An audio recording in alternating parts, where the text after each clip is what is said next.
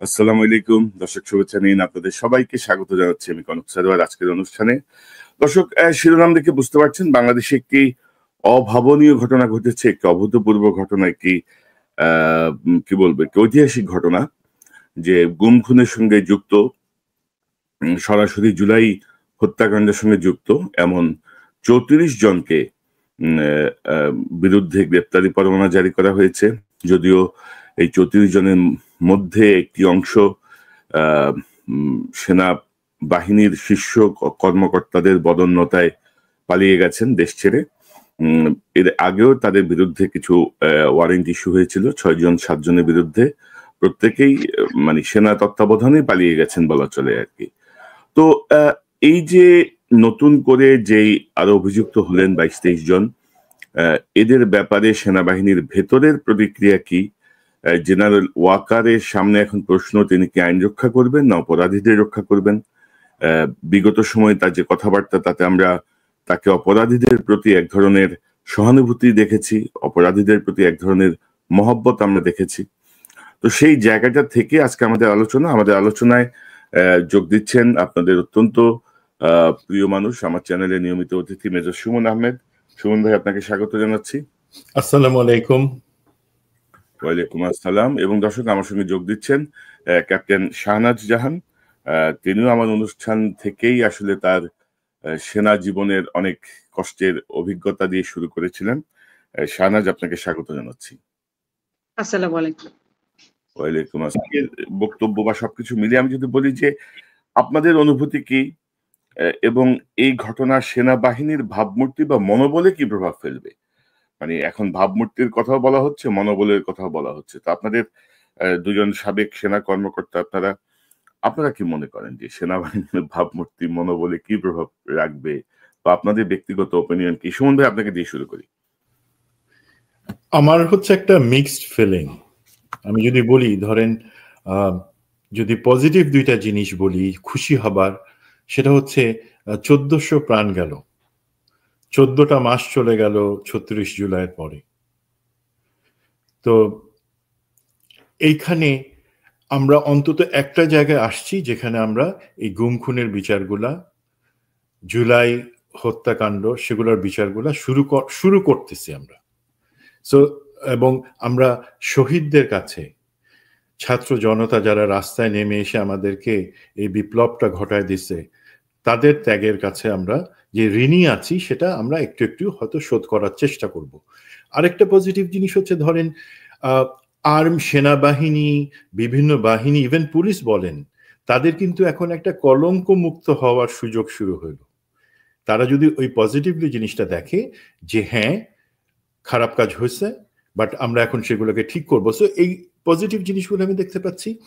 But কিছু শঙ্কা থেকে যা, প্রথম জিনিস বলি, আমার বা আপনার কি মনে হচ্ছে যে বা আমাদের সরকার, আইসিটি, তারা যথেষ্ট পরিমাণ দৃঢ়তা এবং দ্রুততার সাথে এই বিচার কাজগুলো সম্পন্ন করতে পারবে বা সেই দিকে আগাচ্ছে?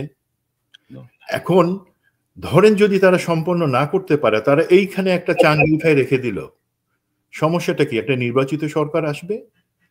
এখন নির্বাচিত সরকার যারাই আসবে না কেন, আমাদের কিন্তু ওই পরিমাণে ভরসা নাই যে তারা এটাকে আপহোল্ড করবে।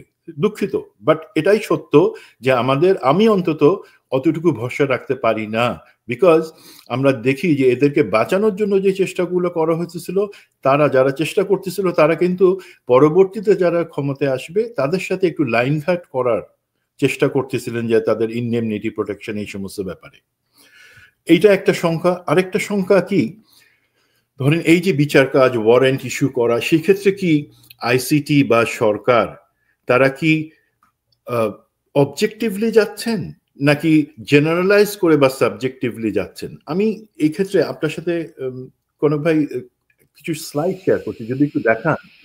যে আমি এই প্রসঙ্গটায় মানে আসতে চাই যে ধরেন এই যে অপরাধীদের মধ্যে কিন্তু মূল কিছু অপরাধী কিন্তু এখনো তালিকাভুক্ত হয় নাই বা আসে নাই। আমি আপনাকে দেখাই যে ধরেন জেনারেল মামুন খালেদ, মানে মাস্টার মাইন্ড, মানে ক্রিমিনাল মাইন্ড আর কি, সকল কিছুরই ক্রিমিনাল মাইন্ড সে, তার নাম কিন্তু এখনো আসে নাই। তারপরে ধরেন মেজর জেনারেল নাজমুল এসএসএফ এর শেখ হাসিনার সাথে শেষ দিন পর্যন্ত ছিল এবং সেই শেখ হাসিনাকে অভয় দিয়েছিল যে আমি আছি, আমি সব গুলি করে সহায় ফেলবো, আমার আর কিছু লাগবে না। তো এই নাজমুলের নাম আসে নাই। তারপরে ধরেন মাসুদ রাজ্জাক, খালেদ আল মামুন, তারপরে আমি যদি আরেকটু বলি এই যে আমিনুল হক যে বিডি তখন আনসারের প্রধান ছিল, এনামুল হক শামীমের ভাই, brigadier Sajed, brigadier Moazzem, colonel Imran Ibne Rouf. তো এদের নাম কিন্তু এখনো আসে নাই। এরা কিন্তু চিহ্নিত অপরাধী, এরা কিন্তু চিহ্নিত ভাবে মানবাধিকার অপরাধে যুক্ত। তো কেন আসলো না বা কি মনে করেন আপনি, কিভাবে দেখছেন? আপনি যদি একটু প্রথম স্লাইডটা যেটা আপনি দেখালেন আপনার সেটাতে যদি যান, জি এই যে ধরেন আপনি এই যে ডিজিএফ এর 5 জন যেই সাবেক ডিজি যাদের নামে ওয়ারেন্ট বের হয়েছে, এদের সাথে একটা পাল্লায় নিয়ে একদিকে রাখলেন এই 5 জনকে, আরেকদিকে লেফটেন্যান্ট জেনারেল মামুন খালেদকে রাখলেন, উনিও ছিলেন কিন্তু ডিজিএফ এর ডিজি। তাহলে কিন্তু পাপের পাল্লা, পাপের যে ওজন সেটা এক মামুন খালেদের ওইখানেই পাল্লাটা ভারী হবে। তার এহেন খারাপ কাজ নাই, অপরাধ নাই। ডিজিএফআই কে উনিই প্রথম, দেখেন আমাদের দেশে কিন্তু ডিজিএফ এর দরকার আছে, এনএসআই এর দরকার আছে, বাট নিয়মের মধ্যে থেকে, নীতির মধ্যে থেকে অপারেট করতে হবে। একটা শক্তিশালী রাষ্ট্রের জন্য সেটার অবশ্যই দরকার আছে, বাট ওনার মতো লোকের থেকেই শুরু অতীতা হাসিনাকে, ফ্যাসিজমকে টিকায় রাখবার জন্য যেই পরিমাণে গুম খুন এবং অন্যায় উনি করে গেছেন সেগুলা বাকি 5 জনের থেকেও অনেক বেশি মিলাইলে। তো আমি 5 জনকে নিলাম, তাকে নিলাম না, তাকে কি আমি রাজসাক্ষী বানাচ্ছি বা অন্য কোনো ফেভার করছি?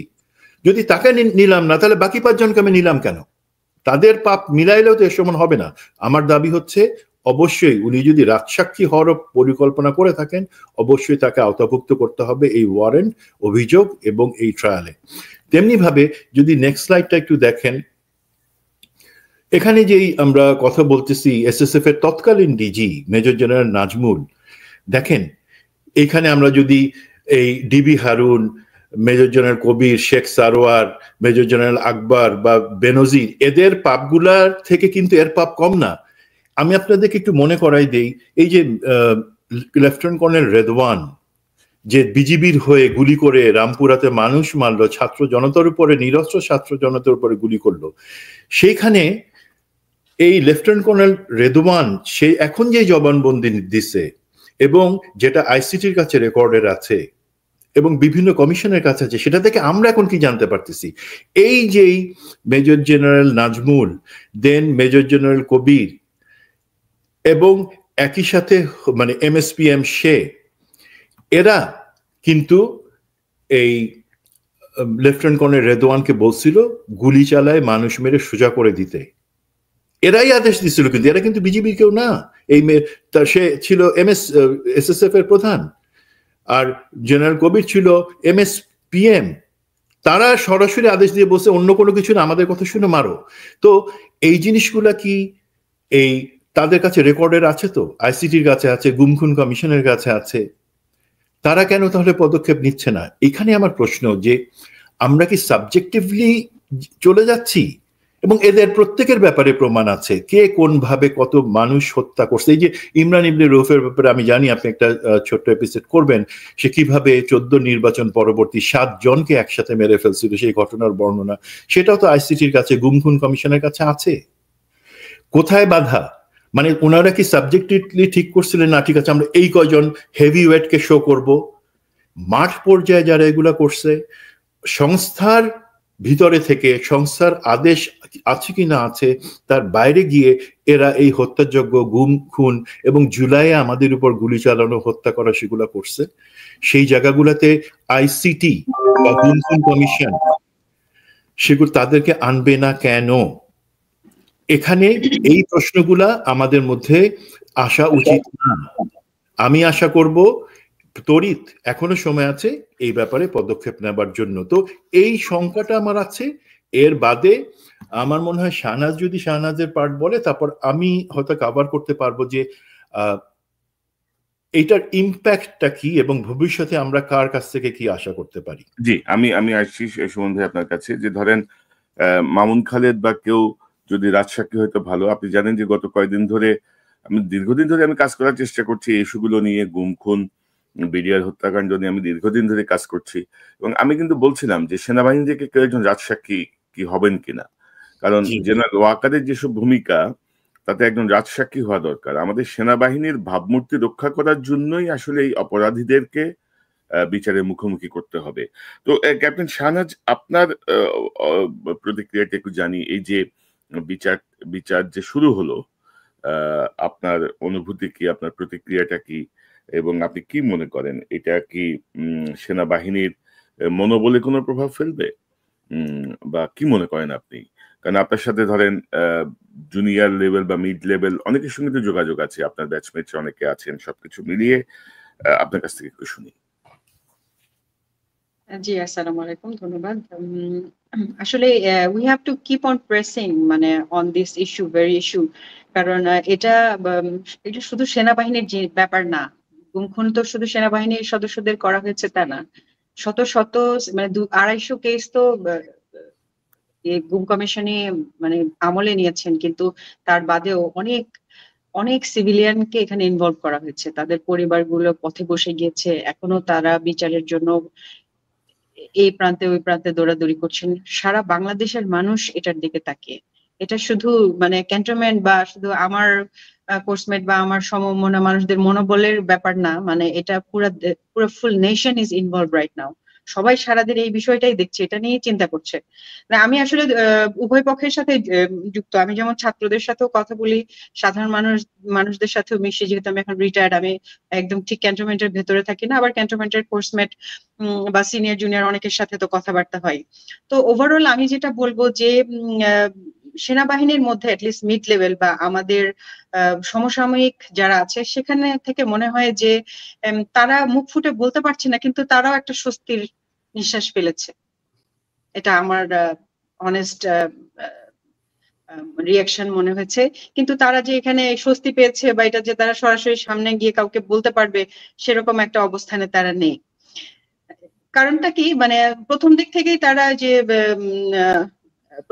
তারা বিশ্বাস করে আসছিল যে না, এদেরকে আমার ওন করতে হবে, তারা আমাদের ব্রাদার। কিন্তু যখন গুম খুনের প্রমাণ তারা দেখতে পাচ্ছে, গুম খুন কমিশন কিভাবে কাজ করে, তারা তো প্রমাণ সহকারে কাজ করেছে।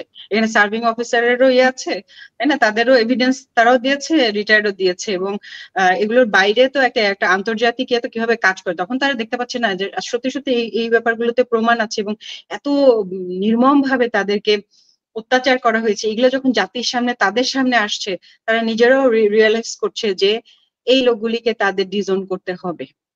এবং এটা নিয়ে আমি গতকালকে একটা অ্যানালজি দিলাম যে প্রথম দিক থেকেই দেখেন, আপনার জুলাইয়ের পর থেকেই ঠিক পার্টিকুলারলি এই গ্যাংটাকে মানে মনে হয় যেন একটা মাফিয়া গ্যাং এর মতো, সরি বাট ব্যাপারটা কিন্তু ওরকমই দেখা যাচ্ছে যে সিনিয়র এসেলেন একটা গ্রুপ যারা আওয়ামী লীগের সময় ইলেক্টেড ছিলেন, তারাই যেন সবকিছু চালাচ্ছিলেন।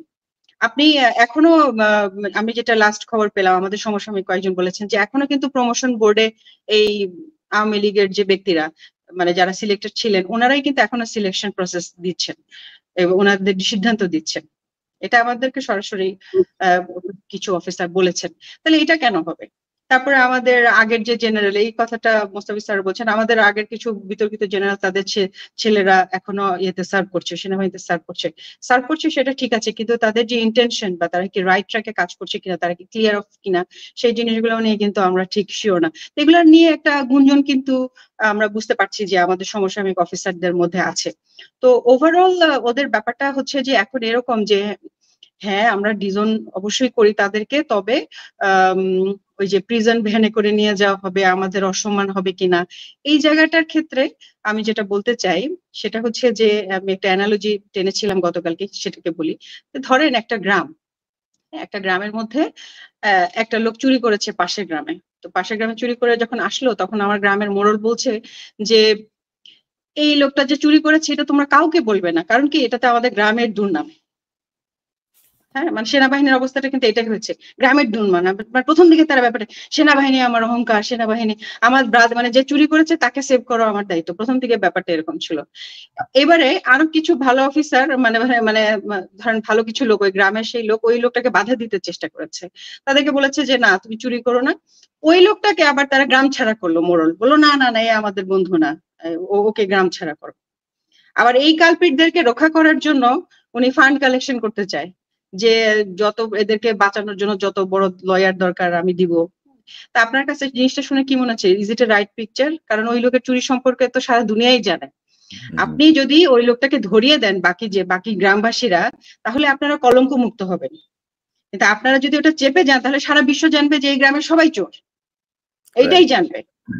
এই যে সিম্পল ম্যাথ অ্যানালজিটা, এটা আমি কাউকে বুঝাতে পারি না যে আরেকজনের চুরির দায় আমি কেন ঘাড়ে নেবো। ভাই তুমি কয় টাকা বেতন পাও, তুমি কিভাবে দেশের সেবা করো, তুমি তো চুরি করো না, ম্যাক্সিমামই তো করো না। যারা করে 1000 কোটি টাকা কামিয়ে ওনারা ওনাদের বাড়ি গাড়ি ঠিক করে ফেলছেন, ওনাদেরকে বাঁচাতে গিয়ে তোমরা কেন চোর হচ্ছ? সারা দেশের মানুষ তো তোমাদেরকে চোর বলছে, এবং এটা আমার গায়েও লাগছে। You disown those thieves. তারা তোমাদের কেউ না, তারা ইউনিফর্মে কেউ হতে পারে না। যারা মহিলাদেরকে তুলে এনে অ্যাবিউজড করে, যারা 15 দিন একটা লোককে ঝুলিয়ে পিটাতে পারে, হাড্ডি ভেঙে ফেলতে পারে, অমানবিক ভাবে দিনের পর দিন এই ছোট ছোট খোপেদেরকে রাখতে পারে, এরা কি মানুষ? এরা মানুষ মানে ইউনিফর্ম পরা তো দূরের কথা, মানুষ কিনা আমার সন্দেহ আছে। তাদেরকে কি কারণে আপনি অন করবেন, তাদেরকে কি কারণে লয়ার দিয়ে আপনারা বাঁচানোর কথা বলবেন, তাদের জন্য আপনি ফান্ড কালেকশন করবেন, এটা তো আমার মাথায় আসছে না। তো একইভাবে আমি যেভাবে চিন্তা করি, আমি মনে করি আমার সমসাময়িক অফিসাররা এভাবেই চিন্তা করে। হয়তো তারা অনেক সময় বলতে পারে, হয়তো বা তারা অনেক সময় বলতে পারে না, বাট ওভারঅল এটা একটা শান্তির সুবাতাস বইছে বলে আমি মনে করি। একটা ভালো দিকে যাচ্ছে, কারেক্ট দিকে গভর্নমেন্ট ডিসিশন নিয়েছে। এখন সবার একটাই চিন্তা, আসলেই কি গভর্নমেন্ট তাদেরকে ধরে দেখাতে পারবে কিনা। রাইট। তবে ধরেন শাহনাজ, আপনি যদি বলছিলেন ধরেন আমাদের সেনাবাহিনীর সৈনিকদের মধ্যে আমি যদি বলি 99.99% কিন্তু একেবারে সৎ। তারা যতটুকু আয় করেন সেটা দিয়েই তারা জীবনযাপন করেন। সেনা কর্মকর্তাদের মধ্যে মোর দেন 80% তারা এখনো ধরেন রেশনের উপরে চলেন। এরকম অসংখ্য অফিসার রেশনের বাইরে তারা চলেন না। তাদের যে ইনকাম সেই ইনকামের উপর তারা চলেন। তারা মানে জেনে শুনেই তারা এই পথে এসেছেন যে আমি হালাল ইনকাম করব, হালাল ভাবে চলবো, আমি আমার দেশকে সেবা করব। ধরেন 10 to 15% 100 কোটি টাকার মালিক, 1000 কোটি টাকার মালিক, তাদের দুবাইতে ইনভেস্টমেন্ট, তাদের অমুক জায়গায় ইনভেস্টমেন্ট, তাদের দায়। আপনি যদি বলছিলেন যে এই 10 থেকে 15% বা আরো কম হবে, ধরেন 5 to 10%, কম হবে, আমার হিসেবে 3% হতে পারে। ধরেন বহু অফিসারের কিন্তু নিজস্ব গাড়িও নাই এখনো, তাদের যেটা গাড়ি কিনবেন এই সেটাও তারা জান না। অনেকে জান না যে আমি এটার জন্য ইন্টারেস্ট দিব না, অনেকে মনে করেন যে আমি এটা পোষাইতে পারবো না। তো এরকম স্যাক্রিফাইসিং মেন্টালিটির অফিসার সৈনিক যে বাহিনীতে, সেই বাহিনী কেন 5% করাপ্টেড ক্রিমিনালের জন্য মানে ওয়ার্ল্ড ওয়াইড মানে ঘৃণিত হবে? সাধারণ মানুষ কেন পুরো বাহিনী ধরে গালাগাল করবে এই 5% জন্য? সেটা হচ্ছে প্রশ্ন। তো শাহনাজ ইতিমধ্যে বলেছেন সুমন ভাই যে জেনারেল ওয়াকার যে গতকাল বোধহয় ফরমেশন কি এটা সুমন ভাই? এটা ছিল মানে অ্যাকচুয়ালি ফরমেশন কমান্ডার্সদের যে কনফারেন্স, সেটা আগামী রবিবার হওয়ার কথা ছিল, যেহেতু সেটাকে পোস্টপোন করে দেওয়া হয়েছে এই উদ্ভূত পরিস্থিতিতে। তো প্রমোশন কনফারেন্সের যেটা সেকেন্ড ফেজ, সেটা শেষে ওনারা কথা বলছিলেন। ওনারা বলছিলেন যে, যেমন শাহনাজ বলছিলেন যে ওয়াকার সাহেব আইনজীবী নিয়োগ করবেন, হ্যান ত্যান ইত্যাদি ইত্যাদি। জেনারেল মাহবুব তো বোধহয় খুব ইমোশনাল, যাকে কদমবসি মাহবুব বলে, ওই মাহবুবই তো। তিনি ওয়াকার সাহেবকে বলছেন যে আপনি আমার মা বাপ, আমরা সিভিল কোর্টে বিচারে যাব না, আপনি আমাদেরকে রক্ষা করেন। ওয়াকার সাহেব ইমোশনাল হয়ে গেছিলেন। তো এই যে মানে সার্বিক পরিস্থিতিতে আপনার কি মনে হয় যে ওয়াকার সাহেব অবস্ট্রাকশন অফ জাস্টিস, যেটা বিচার প্রক্রিয়ায় কোনো বাধা তৈরি করতে পারেন? বা ইতিমধ্যে আপনি জানেন যে আমরা যেই ডিজিএফআই যেই প্রধানদের ছবি দেখিয়েছি, তার মধ্যে অধিকাংশ কিন্তু পালাই গেছে। কিন্তু আমি যদি ফার্স্ট লাইট দেখাই, এই যে এই ডিজিএফআই এরা কিন্তু সবাই পালাই গেছে, মামুন খালিদ একমাত্র দেশে আছেন। তো আপনার কি মনে হয় যে বিচার প্রক্রিয়ায় কোনো বাধা তৈরি করবেন জেনারেল ওয়াকার, বা কি মনে করেন এখন কি করণীয়? ওয়াকার সাহেবের সামনে কি আপনি যে প্রশ্নটা করছেন সেটা ইনফ্যাক্ট দেশবাসীর সবার। তো আমার আলহামদুলিল্লাহ এই জিনিসটাতে একটু লেটেস্টটা জানার যেহেতু সুযোগ হয়েছে এবং অ্যাসেস করার সুযোগ হয়েছে, আমি শেয়ার করি। This is very important. আপনার কাছ থেকে এই ধরনের প্রশ্ন আশা করা যায়। তো এখন যেটা হচ্ছে, হ্যাঁ, ওই সেকেন্ড ফেজ প্রমোশন বোর্ডের পরে সেখানে 56 জন অফিসার তারা ছিলেন এবং সেখানে জেনারেল ওয়াকার কথা বলছেন, যেটা এখন মোটামুটি সবাই জানে যে সেখানে একটা ইমোশনাল পরিস্থিতি তৈরি হয়, যেখানে এই যে মেজর জেনারেল আমিনুল হক আনসারের যার ছবি আপনি দেখাইলেন, দেন 9 ডিভের জিওসি, দেন মেজর জেনারেল মাহবুবুর রশিদ, তাদেরকে কিন্তু কোনো ওয়ারেন্টের আন্ডারে আনা হয় নাই, অ্যারেস্ট ওয়ারেন্ট ইস্যু হয় নাই, কোনো অভিযোগ আছে কিনা আমি জানি না, আইসিটি বলতে পারবে। তারাই সেখানে এই কান্নাকাটির মতো এবং একটা দাবি, একটা পুশ করা, একটা জেনারেল ওয়াকারকে সরকারের বিরুদ্ধে একটা লগার হেড পজিশনে মুখোমুখি অবস্থানে দাঁড় করায় দেওয়ার তাদের একটা চেষ্টা ছিল। এখন হতে পারে আর্মি সেই শক্তি আছে, তাদের সেনা ডিজিএফআই আছে, সুস্থ মাথার লোকের যে সেখানে চিন্তাটা অবশ্যই আলাদা হবে। তো সেখানে তাদের দাবি ছিল যে না, আমরা এখানে তাদেরকে পাঠাবো না বা এই ধরনের কিছু। বাট গুড পার্ট কি, শুভবুদ্ধি, সেটা প্রিভেইল করছিল। মেজরিটি মানে ধরেন আপনার 56 জনের মধ্যে 50 জনই কিন্তু সেই শোরগোল, চিল্লাচিল্লি, ইমোশন, নাটকবাজি সেটাতে তারা কান দেয় নাই। তারা বরঞ্চ সেখানেই বুঝাইছে যে আমরা দেরি করে ফেলছি, এই সিদ্ধান্ত বা এই ক্ষেত্রে সরকারকে কোঅপারেট করা অনেক আগে থেকে উচিত ছিল, সেটা আমাদের ভুল হয়েছে, এখন ফার্দার আমরা ভুল করতে পারবো না, আমাদের সরকারের সাথে কোঅপারেট করা উচিত। দিস ইজ ভেরি পজিটিভ এবং আমি ধন্যবাদ জানাই তাদেরকে যারা এই ধরনের কথা বলছেন, এবং অবশ্যই আমি তিরস্কার জানাই সেই সমস্ত জেনারেলদেরকে যারা এই ধরনের একটা হঠকারী পজিশনের জন্য জেনারেল ওয়াকারকে পুশ করতেছিলেন। জেনারেল ওয়াকার উনি একটা পর্যায়ে এসে কোনো একজন জেনারেল বলে যে তাহলে আমরা এই যেই জেনারেল যাদের নামে ওয়ারেন্ট ইস্যু হয়েছে তাদের বিচার হবে, সেক্ষেত্রে তাদের যত টাকা খরচ হোক তাদের জন্য আমরা আইনজীবী দরকার করব, ফান্ড খরচ করব। তখন যে পজিশনটা আসছে, যারা শুভবুদ্ধি ছিল তাদের যে ছিল, এবং আমি হাইলি অ্যাপ্রিসিয়েট করি, সেখান থেকে উত্তরটা আসছে আমরা কোন ফান্ড ব্যবহার করব, এটা তো জনগণের টাকার ফান্ড, আমরা আমাদের তো কোনো ফান্ড নাই যে তাদেরকে আমরা যে হেল্প করব সেটা কাদের টাকা দিয়ে করব, জনগণের টাকা দিয়ে যারা কালপ্রিট হিসেবে আছে এবং সরকারের মুখোমুখি অবস্থানে যাব। তার সাথে আমি শুধু একটা কথা আমার দিক থেকে অ্যাড করি, সেটা হচ্ছে দেখেন, যখন বিভিন্ন অফিসার, জনগণ সবাই গুম খুন হয়েছে, নির্যাতিত হয়েছে, আমরা যারা নির্যাতিত, শাহনাজ চাকরি ছেড়ে দিতে বাধ্য হয়েছে, এমন অনেক অফিসার আছে যারা চাকরি ছেড়ে দিতে বাধ্য হয়েছে এই আওয়ামী দুঃশাসনের বিরুদ্ধে, তখন তো তাদের পাশে আপনারা টাকা পয়সা লয়ার নিয়ে দাঁড়ান নাই।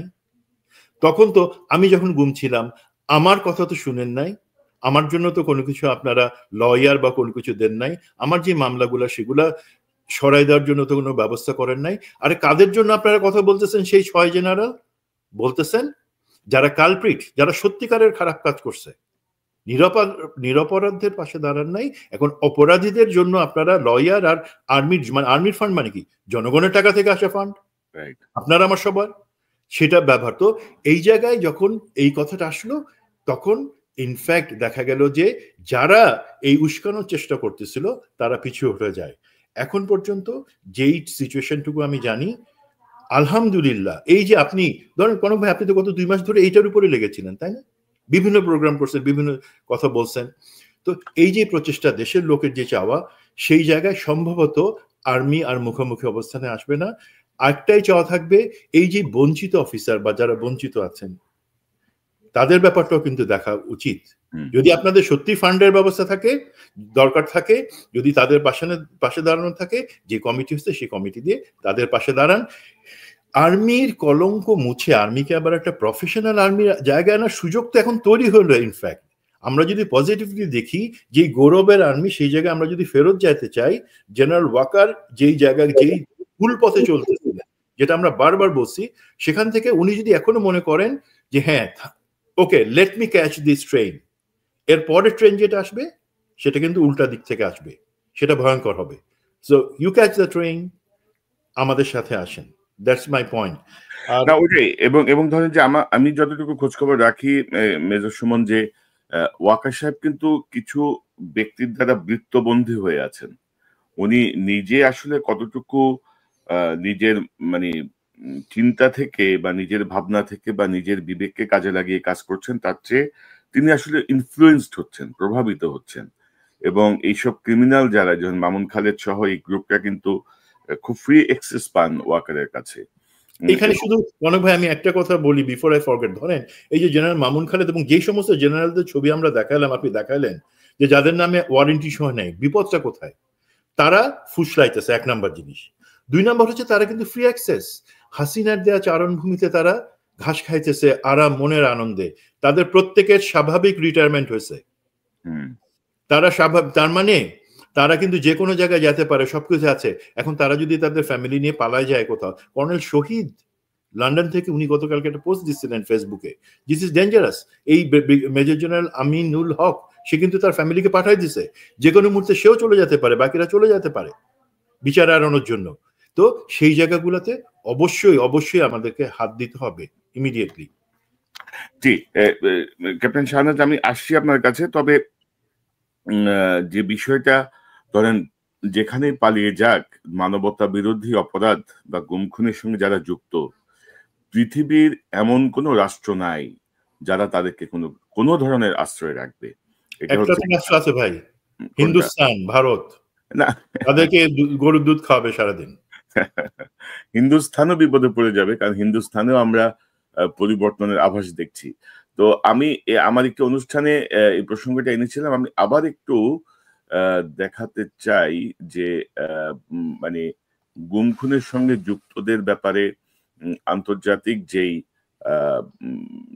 আইনটা, আমি যদি একটু সুযোগ দেন আমাকে, আমি একটু দেখাতে চাই যে অনেকে দেখেছেন, তারপরে আবার আমি একটু শেয়ার করি। লফুল আদেশ দিয়ে জেনারেল ওয়াকার কাউকে যদি রক্ষা করতে চান, তিনি স্থানীয় আইনে তো বটে, আন্তর্জাতিক কোনো আইনেও কোনো শেল্টার পাবেন না। এবং যারা পালিয়ে গেছে, পালিয়ে যেয়ে ভাবছেন যে আমরা পালিয়ে এসেছি, তারা আবার স্ব দেশে ফেরত যাবেন, হয়তো আরো হিউমিলেটিং ওয়েতে ফেরত যাবেন।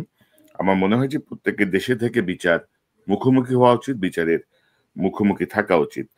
ক্যাপ্টেন শাহনাজ, সেনাবাহিনীর আত্মশুদ্ধির যে কথাটা আসছে, যে গত 15 বছর ধরে, বিশেষত 1/11 থেকে মইনুল আহমেদের হাত ধরে পরবর্তীতে হাসিনা এবং এই যেসব অফিসারদের কথা আমরা বলছি, তাদের হাত ধরে কিন্তু ধরেন আপনারা যে স্বপ্ন নিয়ে সেনা কর্মকর্তা হয়েছিলেন, সেই স্বপ্ন কিন্তু কি বলবো ধূসর হয়ে গেছে, সেই স্বপ্ন নষ্ট হয়ে গেছে। তো আপনি নিজেও কিন্তু ধরেন বের হয়ে এসেছিলেন যে কমান্ড মানেননি, সুমন ভাইও কিন্তু কমান্ড না মেনেই বের হয়ে এসেছিলেন যে না, আমি অন্যায় আদেশ মানবো না বা আমি এই বিষয়টা ওন করব না।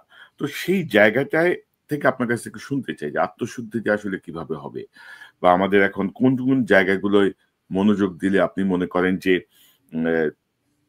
ইয়াং জেনারেশনের মধ্যে ব্রাইট ছেলে মেয়েগুলো আবারও আগ্রহী হবে সেনা কর্মকর্তা হতে, সেনাবাহিনীতে যেতে, দেশকে সার্ভ করতে। আপনার কাছ থেকে শুনি। রাইট, ধন্যবাদ, খুব গুরুত্বপূর্ণ একটা প্রশ্ন করেছেন।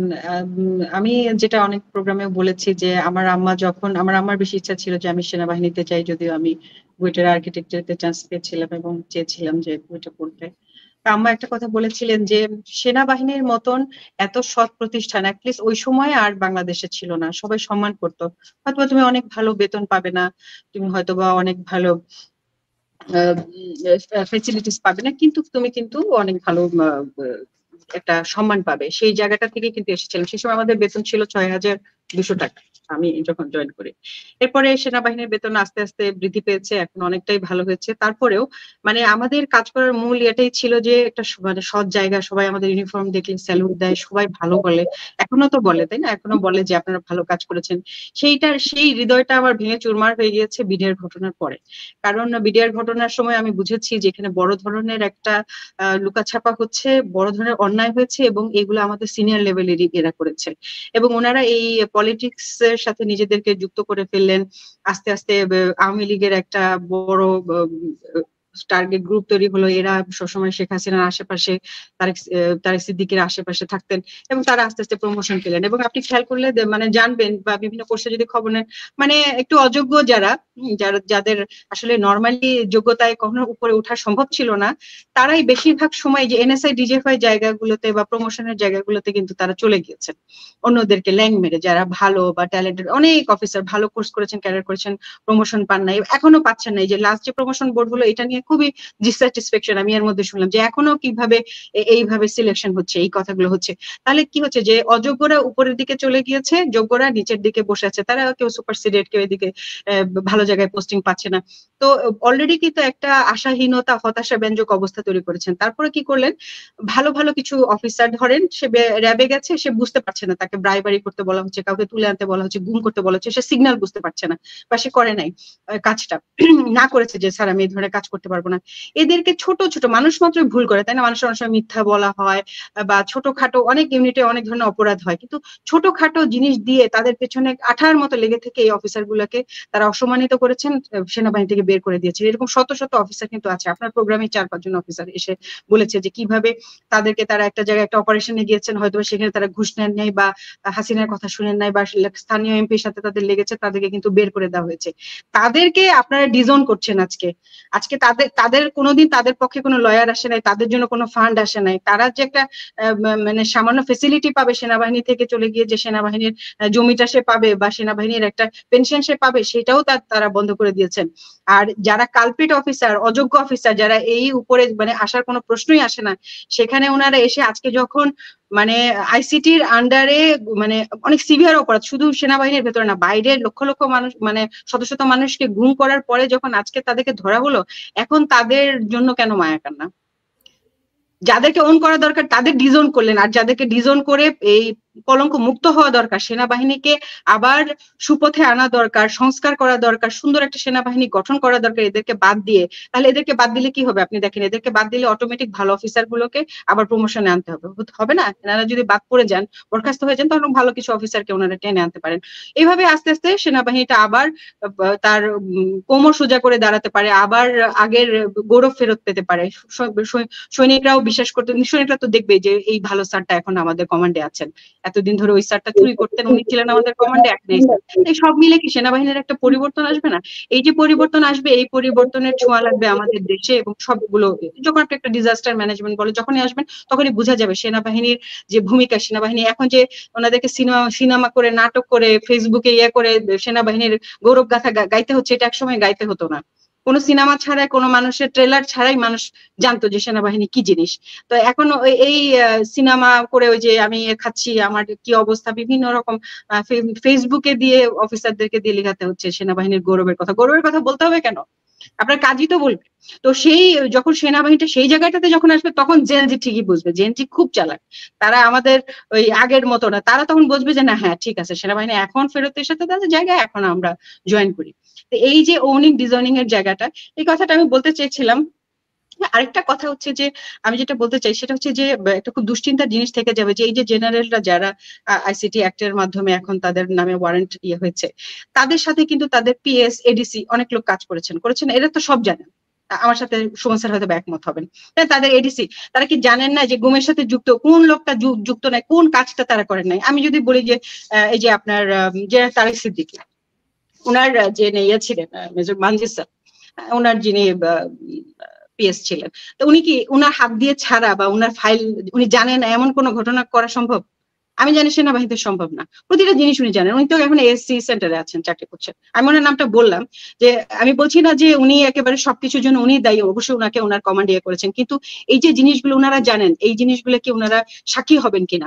আজকে এখন যখন আইসিটি তাদেরকে এদেরকে একত্রিত করেছে, তাদের আন্ডারে যারা ছিল তারাও যাতে এইখানে দোষী না হয়ে যান, যে সেইং যে তারাও এই গুমগুলোর সাথে ডাইরেক্ট যুক্ত ছিলেন। তারা যদি কোনো অর্ডার পেয়ে থাকেন, আনলফুল অর্ডার, যেটা তাদের করার জন্য তাদের চাকরি চলে গিয়েছে, অথবা তাদের কষ্ট হয়েছে, অথবা এখন ওনারা প্রকাশ করতে চান, এগুলো তাদের প্রকাশ করা উচিত। ভেতরে যদি আরো কেউ থাকেন যারা গুম খুনের সাথে বা এগুলির সাথে আনউইলিংলি জয়েন করেছেন অথবা উইলিংলি জয়েন করেছেন, তাদেরকে অবশ্যই লিস্টেড করতে হবে। এই 35 জন 28 জনই এনাফ না, 100 জনের উপরে আমরা শুনলাম যে অলরেডি লিস্টেড হয়েছে।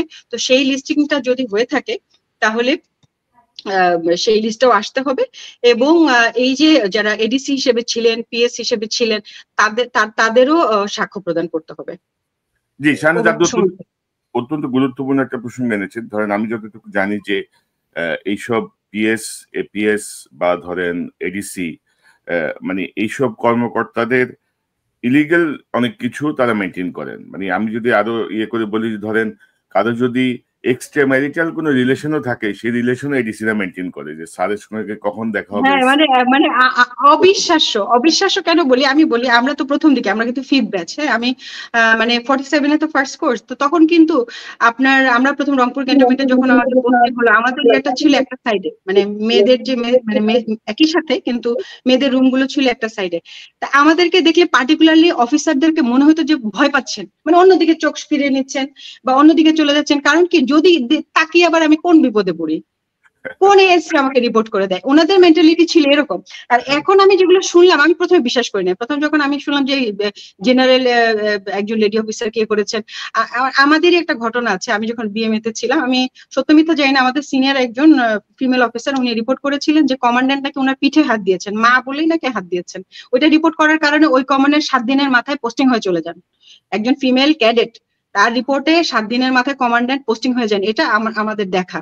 তো সেই সময় সেনাবাহিনীকে ওই অবস্থায় রেখে এসেছিলাম। এখন যেগুলো শুনি কিছুই বিশ্বাস হয় না, বিশ্বাস হতে চায় না, আবার অবিশ্বাস করেও পারি না প্রমাণ যখন দেখি।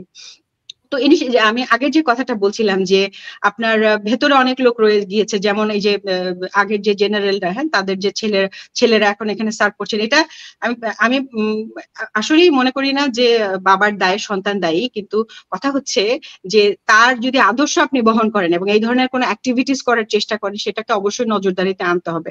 এবং আরেকটা জিনিস আমার হাতে এসেছে, সেজন্য brigadier Sohel, brother in law of general Aziz, is posted as deputy MS এই মুহূর্তে। এই যে এরকম কিছু, যে একটু আগে যেমন মানজুর স্যারের কথা বললাম, সে আছেন সেটা। এই বিষয়গুলো এখনো কিভাবে পসিবল, এই কোশ্চেন গুলো কিন্তু আমাদের ব্রাদার অফিসাররাই করছে, আমার কাছে পৌঁছেছেন বলে আমি এখানে উল্লেখ করলাম। এই গুঞ্জন কিন্তু শুরু হয়ে গেছে। Also there has to be a way, যে অবশ্য মানুষ তো কারেক্ট কোশ্চেন করবে, এই যে এরা কিভাবে আছেন, কিভাবে এখনো তারা প্রমোশন বোর্ডে এসে কথা বলেন, এখনো কিভাবে আওয়ামী লীগের সমর্থিত জেনারেলরা যারা ভারতের সাথে রেগুলার সম্পর্ক রাখছেন, তারা এখনো কিভাবে প্রমোশন বোর্ডে এসে সিলেকশনে হাত দেন। এগুলো নিয়ে তো খুব চরম একটা আপনার কি বলবো একটা গুঞ্জন কিন্তু শুরু হয়েছে, এবং এগুলো আমাদের পর্যন্ত আসছে। তো এই সবকিছুতেই আসলে কাজ করতে হবে। জি, আপনি যে প্রসঙ্গটা আনলেন, ধরেন যে মানে পলাতক অপরাধী জেনারেলের পুত্র সেনাবাহিনীর কর্মকর্তা হিসেবে যখন কাজ করবেন, সেনাবাহিনী তো ভাই পুরোটাই কিন্তু একটা সেন্সিটিভ জোন। কিন্তু তো এই পলাতক সেনা আপনি কি কোনো সিভিলিয়ানকে অ্যালাউ করতেন? ধরেন একজন মেজরের বাবা, সে যদি এরকম একটা ক্রাইম এগেইনস্ট হিউম্যানিটির সঙ্গে যুক্ত হয়ে পলাতক হয়, আপনি কিন্তু তার ছেলেদের খুঁজে বের করে সেনাবাহিনী থেকে বের করতেন, তাই না? মানে অতীতে ওনারা এরকম করেন নাই, মানে ভালো অফিসারের সন্তানকেও নেওয়া হয় নাই। দেখা গেছে ভালো অফিসার, তার ছেলেও টিকতে পারছেন না। মানে সেটা যখন সম্ভব হয়েছে, সেই একই সেনাবাহিনীতে কিন্তু ওনারা সার্ভ করছেন। তো এই ব্যাপারটা অবশ্যই খেয়াল রাখতে হবে যে তাদের আদর্শ যেন ইয়ে না হয়, বিচ্যুত না হয়। মানে আমি মনে করি যে তাদেরকে ডেকে বলা উচিত যে ভাই তুমি ভালো অফিসার, তোমার প্রতি আমার কোনো ক্ষোভ নাই, কিন্তু যেহেতু এরকম একটা বিষয় আছে, সেহেতু আমরা তোমাকে এরকম যাতে কোনো মানে তোমার কাজে কর্মে বা এরকম কোনো কিছুতে যেন প্রকাশ না পায় যে তুমি ভারতের দাবিদারি করছো অথবা এখনো আওয়ামী লীগের সাথে সম্পর্ক রাখছো। ওইটা করে লাভ নাই। বলতে হবে যে তুমি অ্যাপেন্ডিক্স যে সাবমিট করে বিদায় হও, নাহলে তোমাদের আমরা বরখাস্ত করতে হবে, কারণ তোমাদেরকে আমরা ওন করতে পারবো না। কারণ আমরা সেই ট্রাস্টের জায়গাটা আমি রাখতে পারবো না, সোজা বাংলা কথা, এখানে অন্য কোনো অনুকম্পার সুযোগ নেই। তো মেজর সুমন, আপনি কি মনে করেন যে কিছু কিছু জায়গায় আমি দেখছিলাম যে ওয়াকার পন্থী কিছু কিছু মানুষ বা ধরেন আওয়ামী লীগের কিছু কিছু যে অনলাইন অ্যাক্টিভিজম, সেখানে আমরা দেখছিলাম যে কেউ কেউ বলতে চাচ্ছেন যে এই যে পদক্ষেপ, এটা ভবিষ্যতে সিভিল এবং সামরিক যে রিলেশনশিপ সেটিকে নষ্ট করবে, সেটির উপরে প্রভাব রাখবে। এবং আপনি কি মনে করেন এরকম কোনো বিষয় কি আপনার মাথায় কাজ করে?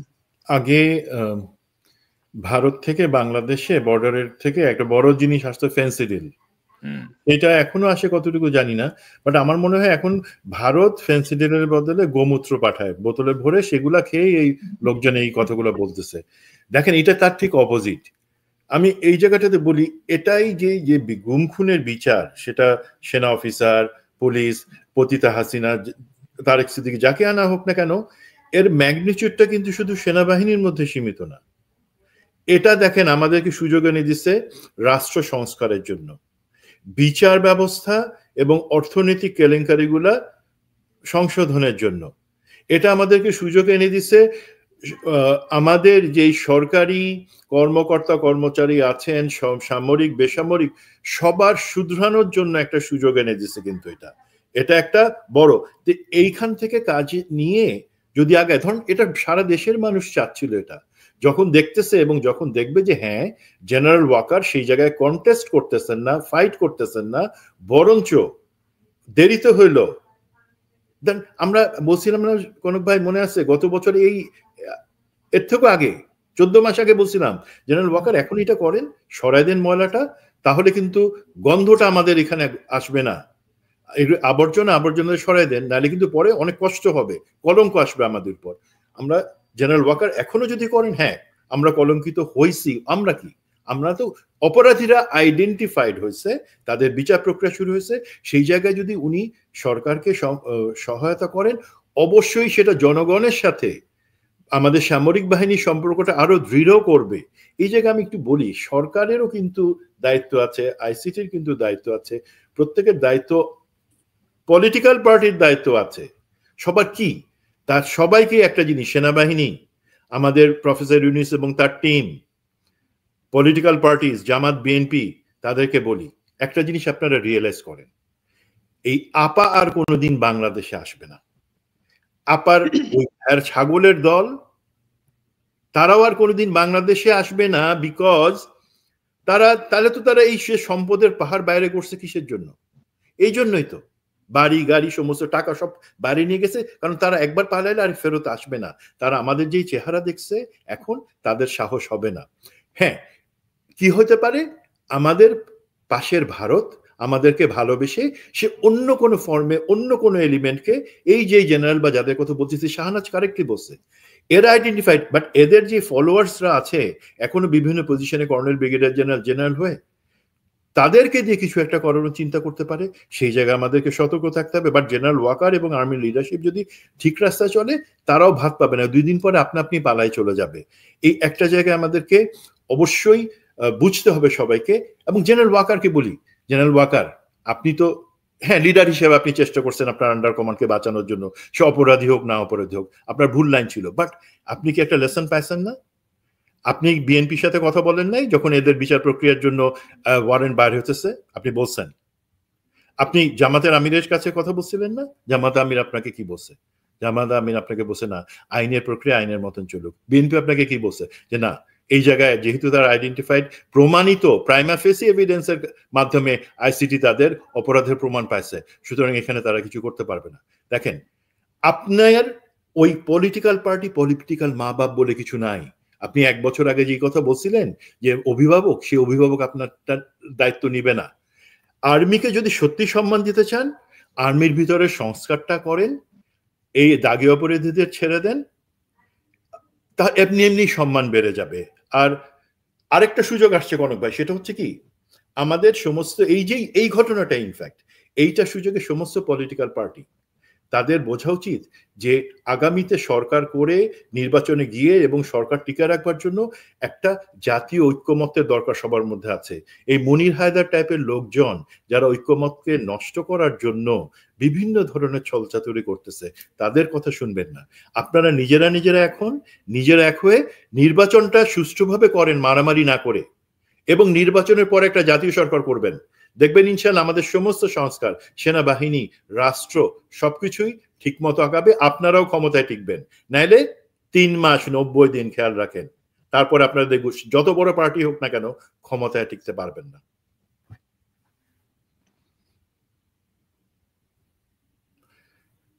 কনক ভাই আপনি মিউটেড আছেন, একটু না, আমরা আশা করি যে ভবিষ্যতে যারা ক্ষমতায় যাবেন তারা ইতিমধ্যে জনগণের পালসটা তো বুঝে যাওয়ার কথা, এবং no sympathy for the killers, মানে কিলারদের প্রতি কোনো রকমের অনুকম্পা দেখানোর কোনো সুযোগ নাই। যারা মানবতা বিরোধী অপরাধের সঙ্গে যুক্ত, তিনি যত বড় জ্ঞানী হন বা যত বড় উচ্চবংশীয় হন, তাকে রক্ষা করার কোনো সুযোগ নাই। এবং হঠাৎ করে ধরেন, এই যে আমি মাঝখানে আলোচনা করেছি, এগুলো গত বহু বছর ধরে আলোচনা করছি, গত 14 মাসে তো আলোচনা হয়েছে আরো জোরালো ভাবে, যে আপনি বিডিআরের 57 জন অফিসারের জন্য আমরা কোনো ভালোবাসার জায়গা দেখলাম না সেনাবাহিনীর কর্মকর্তাদের মধ্যে। ব্রিগেডিয়ার আজমিকে আয়নাঘরে বন্দি করে রাখার মধ্যে কোনো ইয়ে দেখলাম না। কর্নেল হাসিনকে অপহরণের মধ্যে কোনো ইয়ে দেখলাম না। ধরেন এরকম অসংখ্য অফিসার, ধরেন মেজর জাহিদকে জঙ্গি সাজিয়ে হাত করা পড়ানো অবস্থায় 14টা গুলি করে হত্যা করা হয়েছে। তার স্ত্রী তার নাবালক বাচ্চাদেরকে আয়নাঘরে নিয়ে জিজ্ঞাসাবাদের নামে নির্যাতন করে তাকে জঙ্গি বানানোর চেষ্টা হয়েছে। তখন কোথায় ছিল ভাই এসব ভ্রাতৃত্ববোধ, ব্রাদারলি? ভালোবাসার এত ডাবল স্ট্যান্ডার্ড, মানে সেটা আসলে মেনে নেওয়া যায় না। এটাই, ভালোবাসার এত ডাবল স্ট্যান্ডার্ড কেন? এনারা অফিসার ছিলেন না? এই 57 জন অফিসার ছিলেন না? হাসিন স্যার কি অফিসার ছিলেন না? সুমন স্যার কি অফিসার ছিলেন না? তাদের জন্য আপনাদের, তাদের সাথে একাত্মতা প্রকাশ করে তো কোনোদিন আপনারা আপনাদের প্রোফাইল পিকচার চেঞ্জ করেন নাই। সেনাবাহিনী আপনাদের অহংকারের জায়গা হলো তখন, মানে যখন আপনাদের কিছু কালপিট অফিসার যারা কিনা খুন করেন, গুম করেন, সিরিয়াল কিলার, তাদেরকে বাঁচাতে গিয়ে আপনারা সেনাবাহিনী আমাদের অহংকার লিখে একাত্মতা প্রকাশ করলেন সেই সিরিয়াল কিলারের সাথে, আর আপনার ফেসবুক প্রোফাইল চেঞ্জ করলেন। এত ডাবল স্ট্যান্ডার্ড কেন আপনাদের? এক জায়গায় থাকেন। ওইটাই। এবং জেনারেল ওয়াকার তার ব্যক্তিগত জীবনে ধরেন তিনি যতটুকু নিজেকে ধার্মিক সৎ হিসেবে প্রকাশ করেন তার বক্তব্যের মাধ্যমে আমরা যতটুকু বুঝতে পারি, তার কার্যক্রমের সাথে কিন্তু এগুলো যাচ্ছে না কিন্তু। এবং তিনি যদি অবস্ট্রাকশন অফ জাস্টিসের কোনো চেষ্টা করেন, বা আমি ওদের আলোচনা করছিলাম সেনাবাহিনীর একজন সাবেক জাজ অ্যাডভোকেট জেনারেল যারা আইন নিয়ে কাজ করেন, আমি জানি কাজ করছি জেনারেল ওয়াকারের মতিগতির উপর ডিপেন্ড করে এগুলো নিয়ে আমি আলোচনা করব, যে মানে জেনারেল ওয়াকার এ পর্যন্ত কি কি আইন ভঙ্গ করেছেন, অর্থাৎ সেনা আইন বলেন আর সিভিল ল বলেন, এবং তার কি পরিমাণ জেল হইতে পারে এই আইন ভঙ্গের জন্য। এটা নিয়ে একটা কাজ হওয়া উচিত। আমি আশা করি জেনারেল ওয়াকার সে পথে যাবেন না। একটা বিষয় সামনে চলে আসছে যেটা করানোর চেষ্টা চলছে, সত্য ন্যায়ের সাথে একটা প্রতিষ্ঠানকে মুখোমুখি করে দেওয়ার চেষ্টা চলছে, যে আমি কি সত্য এবং ন্যায়কে ওন করব, নাকি আমি আমার ইউনিফর্ম সেনাবাহিনীকে ওন করব, এমন একটা মানে বিতর্ক এনে টোটাল প্রক্রিয়াটাকে অন্যদিকে ডাইভার্ট করার চেষ্টা চলছে। শাহনাজ, আপনার শেষ মন্তব্য নিয়ে নিতে চাই।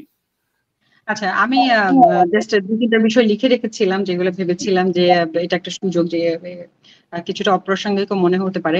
রিসেন্টলি আমার একজন অফিসারের সাথে কথা হলো যিনি শেখ হাসিনার খুব কাছে অবস্থান করেছিলেন, উনি এসএসএফ এ ছিলেন, সঙ্গত কারণে তার নাম উল্লেখ করছি না। তিনি আমাকে একটা ইনফরমেশন জানালেন যে ডিএডি তৌহিদ যখন উনি জেলে ছিলেন, সেই সময় উনি যখন এসএসএফ এ ছিলেন, ওনার উপস্থিতিতে, এনাদের তো ডিউটি চেঞ্জ হয়, এনাদের উপস্থিতিতে উনি কিন্তু দেখেছেন যে ডিএডি তৌহিদকে ডান্ডা বেরিয়ে পড়া অবস্থায় জেল থেকে বের করে সেনাবাহিনী, মানে আপনার হাসিনার যে ব্যক্তিগত চেম্বার, তার কিন্তু বাইরে একটা রুম আছে যেখানে সবার সাথে উনি বসে কথা বলে। ব্যক্তিগত চেম্বারে কিন্তু সবাই ঢুকতে পারে না, 1 to 1, মানে জাস্ট একা একা কথা বলার জন্য।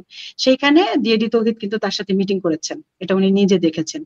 এবং এটা এতই গোপনীয় ছিল যে মানে ওনারা যতটুকু ধারণা পেয়েছেন যে ডিএডি তৌহিদ মানে আমি সব বলে দিব, আমি আর পারছি না, এই ধরনের একটা মেন্টালিটিতে ছিলেন। তখন তাকে টাকা পয়সা, তার ফ্যামিলিকে আরো কিছু দেওয়ার আশ্বাস দেওয়া হচ্ছিল। এবং ওই জেল থেকে কিভাবে ডিএডি তৌহিদ, যিনি কিনা এই খুনের সাথে প্রত্যক্ষভাবে জড়িত ছিলেন, তিনি কিভাবে বের হলেন, যেহেতু এটা আমার নিজের দেখা না এবং ওই অফিসারের কথা, সেজন্য সঙ্গত কারণে আমি ইয়েতে বলিনি, মিডিয়া কমিশনে বলিনি, বাট এই ইনফরমেশনটা আমি যেহেতু পেয়েছি আমি বললাম। এবং উনি যেহেতু এসএসএফ এ ছিলেন এবং দীর্ঘদিন শেখ হাসিনার অনেক কাছাকাছি ছিলেন, তার কাছ থেকে আমি আরো কিছু অদ্ভুত কথাই শুনেছি। যেমন বিএনপির কিছু উচ্চ পর্যায়ের কিছু লিডার যাদেরকে আমরা এখন দেখি, তারা কিন্তু রেগুলার যাতায়াত করতেন, হাসিনার সাথে তাদের ভালোই সখ্যতা ছিল। এবং তিনি এমনটাও শুনেছেন যে মানে ওই লিডারের নাম করে বলছেন যে ওকে বলো, ওকে সামাল দিতে বলো, ও কেন করছে না। এই জিনিসটা আমাকে খুব ধাক্কা দিয়েছে। এবং এই মানে আমি ওনাকে প্রশ্ন করলাম যে এটার সাথে কি মানে আমাদের খালেদা জিয়া বা তারেক জিয়া ওনারা জড়িত? বলছে না, জিয়া পরিবারের কেউ না, জিয়া পরিবারের কেউ না, কিন্তু আপার বিএনপিরই আপার এশালনের ভিতরে কয়েকজন ছিলেন যারা ওনাদের পেরোলে ছিলেন, হাসিনার পেরোলে ছিলেন। বিভিন্ন সময় হাসিনা তাদেরকে বিশ্বের কাছে তো দেখাতে হবে যে উনি একটা গণতান্ত্রিক দল, ওনার অপোজিশন একটা দল আছে। আপনি দেখেন কেউ গুম হয়েছে, আবার কেউ কিন্তু গত 15 বছর তাদের কোনো সমস্যাই হয় নাই, তারা খুব আরাম করে সব জায়গায় মিটিং করেছেন, মিছিল করেছেন। এবং এখন ঠিক এই লোকগুলাই মানে বিএনপির ভিতরে অনেক রকম মানে ঘোলাটে পরিস্থিতি তৈরি করছেন, আমরা যেটা বুঝতে পারছি। মানে যে হিসাবটা আমি কখনোই মিলাতে পারিনি। আপনি জানেন যে আমি নিজে কোনো মানে দলের সাথে যুক্ত নই, আমার দল বাংলাদেশ, আমি বাংলাদেশের হয়ে কথা বলি। যতক্ষণ পর্যন্ত এটা বাংলাদেশের ইন্টারেস্টে, আমাদের ইন্টারেস্টে, আমি সাধারণ মানুষ ভাই, খেটে খাওয়া মানুষ, আমার চিন্তা হচ্ছে আমি দিন শেষে যাতে একটু আরাম করে ঘুমাতে পারি, আমাদের যাতে নিরাপত্তা থাকে, আমাদের সন্তানদের যাতে অবস্থা ভালো হয়, তাদের পক্ষে আমি কে কথা বলবে, আমি বলি কথা। আমার দেশ বাংলাদেশ, এটা বিএনপির খারাপ করলে বিএনপি বলবো, যে খারাপ করবে সে বলবো। তো আমরা যে জিনিসটা কখনোই মিলাতে পারিনি যে এই যে মানে আমাদের প্রেসিডেন্টকে রেখে দেওয়া, আমরা শুনলাম যে এটা বিএনপির ওখান থেকে একটা সিদ্ধান্ত এসেছে। তারপরে আমরা শুনলাম যে বেগম জিয়া এবং তারেক জিয়ার মধ্যেও একটা মানে তাদের মধ্যে একটা দূরত্ব সৃষ্টি করার চেষ্টা, আবার তাদের সাথে জামায়াত এনসিপির দূরত্ব সৃষ্টি করে, এগুলো কে করেছে? তারপর বিএনপির ভিতরে এত বিতর্কিত লোকজন, তারা এরকম চাঁদাবাজি করছেন, কেউ অদ্ভুত সব কথাবার্তা বলছেন, এগুলোকে কে সাপোর্ট দিচ্ছে? তা আমি সে যখন এসএসএফ এর ওই ভদ্রলোক আমাকে বললেন যে আমরা তো ওনাদেরকে 5 জনের নাম বলেছেন, আমাকে, আমি সঙ্গত কারণে বলছি না, যে সিনিয়র এশালেনের এদেরকে দেখতাম যে হাসিনার সাথে তারা রেগুলার যে যাতায়াত করতেন, হাসতেন, চা খেতেন, তারপরে খাম নিয়ে বের হয়ে আসতেন। বিভিন্ন সময় হাসিনা বলছেন যে ওকে হ্যান্ডেল করতে বলো। মানে উনার দলের লোক বিরোধী দলেও ছিল। এটা কিন্তু একটা রয়ের স্টাইল। আমরা জানি যে আমি র এবং আইএসআই নিয়ে একটা বই পড়লাম কিছুদিন আগে, যে আইএসআই এর ভেতরে রয়ের লোক ছিল যখন 71-এর যুদ্ধ হয়, যেটার নাম তারা ওই যে এতদিন পরে তারা পাবলিশ করছে। তো এগুলা কিন্তু হাসিনার একটা স্টাইল। আমি অবাক হব না যে অপোজিশন সবগুলো দলে যদি তার কিছু লোক থাকে, আমাদের উচিত এদেরকে আইডেন্টিফাই করা এবং সঠিক পথে করা। এটা আমি মনে করি যে দেশবাসীকে জানা দরকার ছিল, যদি একটু অপ্রাসঙ্গিক হলো।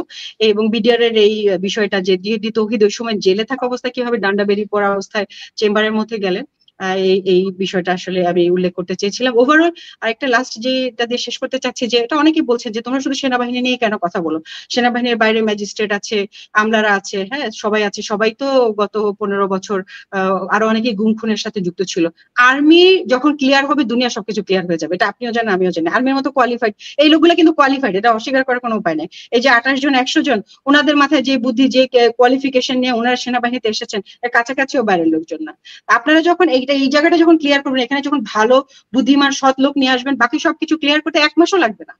আমাদের দেশের সংস্কারই শুরু হওয়া হচ্ছে সেনাবাহিনী দিয়ে, এবং সেনাবাহিনী আমাদের পিভট, আমাদের সার্বভৌমত্বের মূল রক্ষা কবচ। তারা যখন পরিষ্কার হয়ে যাবেন, অটোমেটিক্যালি সবকিছু ক্লিন হয়ে যাবে। সিনেমা মুভির মতো, আমার কাছে মুভিতে দেখায় না যে হঠাৎ করে একটা হাত এসে পড়লো আর চারদিক গ্রিন হয়ে গেল, আমার কাছে ঠিক এরকম মনে হয় যে সেনাবাহিনীটার ভেতরটা যদি এরকম হঠাৎ করে পরিষ্কার হয়ে যেত, পুরো দেশটা সবুজ ফুলে ফলে ভরে উঠতো।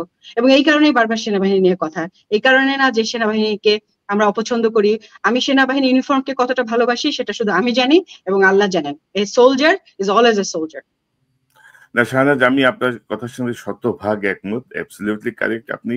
এবং সেনাবাহিনী যদি ঠিক হয়ে যায়, আমাদের অন্যান্য জায়গাগুলো অটো ঠিক হয়ে যাবে, মানে কিছু করতেও হবে না, এমন একটা জায়গা আর কি। তো আপনি যে প্রসঙ্গটি বললেন, সে প্রসঙ্গের কিছু বিষয়ে আমার কাছেও আছে তথ্য। এবং ধরেন এই বিষয়টা নিয়ে আমি আসলে কিছু প্রামাণ্য খুঁজছি। বিশেষত ধরেন সে সময় হাসিনার সাথে এসএসএফ এ সার্ভ করেছেন, কারণ হাসিনা যেখানে যাই করেন এসএসএফ ছাড়া তো আর কোথাও যান নাই। মানে তারা যদি কেউ আসেন সামনে এগিয়ে আসেন এবং এই কথাগুলো শেয়ার করেন, থাকেন এসএসএফ তার আশেপাশেই ছিল। তো এসএসএফ এর কেউ যদি সাক্ষ্য দেন বা বলেন, আমি সেই অপেক্ষায় আছি এবং আমি যোগাযোগ করছি আমার মতো করে, দেখা যাক বের হয়ে আসে কিনা। কারণ সামরিক বাহিনীর ভেতরে ক্রিমিনাল যেমন সরাতে হবে, তেমনি রাজনৈতিক দলের মধ্যে যারা সুবিধাভোগী, মানে মুখোশ পরা যে দুর্বৃত্তরা, যারা জনগণের ইমোশন নিয়ে খেলে, জনগণকে তাদের ব্যবহার করে, তাদেরকেও আসলে মুখোশ উন্মোচিত করতে হবে। তো মেজর সুমন, যেটি আমি জানতে চাচ্ছিলাম যে ন্যায় সত্য নাকি প্রতিষ্ঠান, মানে কোন দিকে যাবে, এবং এই মুহূর্তে জেনারেল ওয়াকারের বা সেনা নেতৃত্ব যারা আছেন, আমি জানি যে আপনি 24তম ব্যাচের সেনা কর্মকর্তা, তো আপনার ব্যাচেরই বহু মেজর জেনারেল আছেন এখন, অনেকেই আপনার জুনিয়র, তো আপনার কোনো নির্দেশনা বা পরামর্শ, উপদেশ আছে কিনা? আপনি কি মনে করেন, সত্য ন্যায় নাকি প্রতিষ্ঠান, কোন দিকে যাবে সেনাবাহিনী? দেখেন ভাই, আমরা যেই সেনাবাহিনীতে চাকরি করে আসছি, শাহনাজ পর্যন্ত যারা, সেখানে কিন্তু এই সত্য ন্যায় এবং প্রতিষ্ঠান, এই দুইটা মুখামুখি কোনো জিনিস না। সত্য এবং ন্যায়ের পক্ষে প্রতিষ্ঠানটা সবসময় ছিল, এবং প্রতিষ্ঠানে যে জিনিসটা করা হয় সেটা সত্য ন্যায়ের পক্ষে করা হয়। এখন যে জিনিসটা আমরা দেখতে পাচ্ছি, তারা বিপদগামী, তারা অন্যভাবে চিন্তা করে, চিন্তার শক্তি নাই তাদের ভিতরে। তো আমার বিশ্বাস, রিয়েলি বাস্তবতা, সেটা সবাই এই একটা ধাক্কাতে বুঝতে পারছেন। তারা আবারও প্রতিষ্ঠান বা আমরা যেটা বলি আর্ম ফোর্সেস এবং সত্য ন্যায়কে মুখোমুখি দাঁড় করাবেন না, বরঞ্চ সত্য ন্যায়ের সাথে একই রাস্তায় তারা আর্ম ফোর্সেসকে নিয়ে আসবেন, এবং সেটা আনবার পথ এখানে আমি একটা জিনিস একটু বলি ভাই, এই ক্ষেত্রে কিন্তু আমরা একটা এলিমেন্টকে বাদ দিচ্ছি সবসময়, মিডিয়ার একটা ভূমিকা অবশ্যই আছে। মিডিয়া যেই ভূমিকা পালন করবার সেটা করতেছে না, তারা এখনো ভয় পাইতেছে, কোথা থেকে ভয় পাইতেছে জানি না। যদি ভয় পায় তাহলে তো আমাদের 36 জুলাই আসে নাই মিডিয়া। আর এখন যেটা হলো গিয়া, একটা এক্সাম্পল দেই, এই যে ভারতে গেল আমাদের কিছু মিডিয়ার একটা টিম, ট্রেনিং এর কি নামে সাংবাদিক, যার মতো ওর থেকে বেশি সাংবাদিক না, আমি জানি এটা নিয়ে আপনারা হয়তো কোনো প্রোগ্রাম করবেন। তো সেখানে তারা এই বিক্রম মিস্ত্রির সাথে কথা বললো, বিক্রম মিস্ত্রি সব মিথ্যা কথা বলে গেল। একজনও কি বললো যে পিপল সেন্ট্রিক রিলেশনের ব্যাপারে ভারত কেন পদক্ষেপ নেয় না, কেন হাসিনারে 15 বছর রাখছে? তারা কি বললো যে আমরা আলাদা করে আমি ডাটা নিচ্ছি, আমি আলাদা করে কথা বলবো ইনশাল্লাহ, আমি সেটা খুবই অ্যাপ্রিশিয়েট করবো আপনি যদি করেন। আর এখানে আরেকটা জিনিস, সত্যি আমার বিশ্বাস, এখন আর কেউ মুখোমুখি থাকবেন না। যাদের যেটা বোঝার, সরকারের দিক থেকে আইসিটিকে অবশ্যই, আমরা যেটা প্রথমে আলাপ করলাম, যারা বাইরে আছে, আওতার বাইরে, তাদেরকে আনতে হবে। শুধু যাদের দেখালাম রিটায়ার তারা না, এর বাদে সার্ভিং যারা, এদেরই লেসপেন্সার আছে, তাদেরকে আইডেন্টিফাই করে বিচারে আনতে হবে। এটা করতে পারলে সুবিধা। আর একটা জিনিস যেটা হয়তো একটু আটকানোর মতন আছে, যেই মানে ইনফ্যাক্ট চাবিটা আমাদের দরকার, তালা হচ্ছে রাষ্ট্রপতি চুপ্পু, তাকে সরাতে হবে ভাই। কারণ কি, আমরা যতই ভালো কাজ করি না কেন, দিন শেষে সব ভালো কাজগুলা আটকানোর জন্য কিন্তু একটা জিনিস বসে আছে বঙ্গভবনে, সেটা হলো চুপ্পু। সে যে কোনো সময় সেগুলো উল্টায় দেওয়ার মতো, কারো মাথায় যদি খারাপ কোনো কিছু থাকে সেটা জন্য সে করতে পারে। সুতরাং আমার যেটা, এটা আইনগত কোনো বাধার যে কথাগুলো বলা হয় সেগুলো ভুয়া কথা বলা হয়। সেই জায়গায় চুপ করে সরান, বাকি জিনিসগুলো আমার মনে হয় সবাই ইনশাল্লাহ আমরা আগায় নিতে পারবো। ধন্যবাদ। জি সুমন ভাই, আপনাকে ধন্যবাদ। তবে যেটি আমি মনে করি যে আমরা যে জুলাই আমাদেরকে যেটি দেখিয়েছে, এরপরে অনেকে অনেক কিছু করার সাহস করবে বলে আমার মনে হয় না। তারপরেও সবাই সতর্ক এবং সজাগ ভাবেই সবকিছু দেখছে। আর আপনি যে প্রসঙ্গটি আনলেন, মিডিয়া, আসলে ডক্টর ইউনূসের অন্তর্বর্তীকালীন সরকারের একটা সবচেয়ে বড় ব্যর্থতার জায়গা হচ্ছে মিডিয়া থেকে ফ্যাসিস্টদেরকে না সরানো। আর মিডিয়াকে কিন্তু এখনো আপনার ডিজিএফআই এবং এমআই, অর্থাৎ যে পুরাতন পাপীরা বসে আছে, তাদের মাধ্যমেই তারা নানাভাবে প্রভাবিত করার চেষ্টা করছে। এই জাতীয় বহু আলামত, বহু ইনফরমেশন আমাদের কাছে আছে, যেগুলো আমরা সময়ের সাথে সাথে সামনে নিয়ে আসবো। তো মেজর সুমন আহমেদ, ক্যাপ্টেন শাহনাজ, আপনাদের দুজনকে অসংখ্য ধন্যবাদ আপনাদের মূল্যবান সময়ের জন্য, আলোচনার জন্য। আল্লাহ হাফেজ। দর্শক, এতক্ষণ যে অনুষ্ঠান শুনলেন, আপনাদেরকে ধন্যবাদ জানাচ্ছি। জেনারেল ওয়াকার সহ সেনাবাহিনীর যত ঊর্ধ্বতন কর্মকর্তা যারা অপরাধীদেরকে রক্ষা করতে চাচ্ছেন, তাদের ব্যাপারে বক্তব্য একটাই, কোট আনকোট, জেনারেল ওয়াকারের যে বক্তব্য, no if no but, full stop.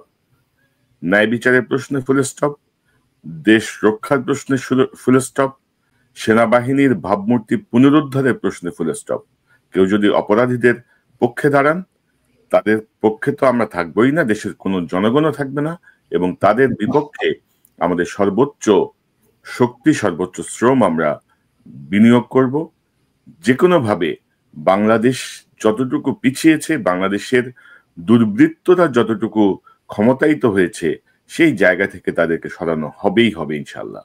সেই আশাবাদ আমরা রাখি, এবং বাংলাদেশের জনগণও এই আশাই রাখেন যে আমরা আমাদের বাংলাদেশকে ফিরে পেতে চাই, আমরা আমাদের সেনাবাহিনীকে ফিরে পেতে চাই, যে সেনাবাহিনী ন্যায়ের প্রতীক, যেই সেনাবাহিনী অন্যায়ের বিরুদ্ধে ভয়ঙ্কর ভূমিকায় ছিল অতীতে, সেই ভূমিকায় তারা আবার ফিরে আসবেন, এবং দেশ রক্ষা তো বটেই। আবারও দেখা হবে ইনশাল্লাহ। আসসালামু আলাইকুম।